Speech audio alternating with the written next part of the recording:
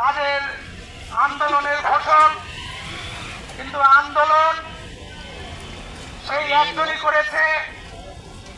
এই আন্দোলনের master mind আমাদের নেতা তারেক জিয়া। এই 1 মাসের আন্দোলনে বাংলাদেশের অবস্থার পরিবর্তন ঘটে নাই।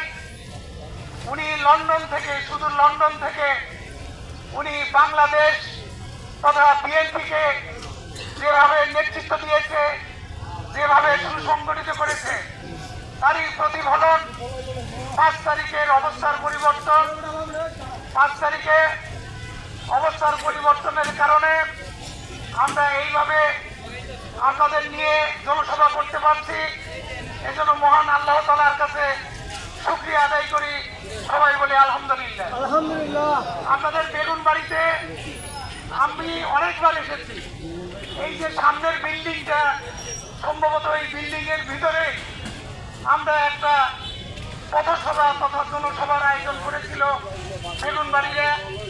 সেখানে আমরা বক্তব্য রেখেছিলাম এবং আমাদের যত আন্দোলন, ঢাকাতে যত আন্দোলন, আমার সাধারণ সম্পাদক বলেছে আমরা কাজীপুর থেকে যত লোক এসেছি তার চাইতেও বেশি লোক আপনারা যোগান দিয়েছেন। বেগুনবাড়ি, কোনাবাড়ি, কালচি, ঢাকার সমস্ত এলাকার লোকজন, কাজীপুরের লোকজন যারা ঢাকাতে বসবাস করে। আজকে আমি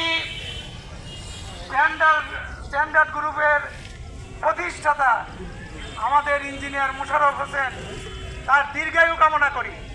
উনি যেভাবে আমাদের গাজীপুরের লোকজনকে চাকরি দিয়েছে, আজকে গাজীপুরের অর্থনৈতিক অবস্থার পরিবর্তন ঘটিয়েছে।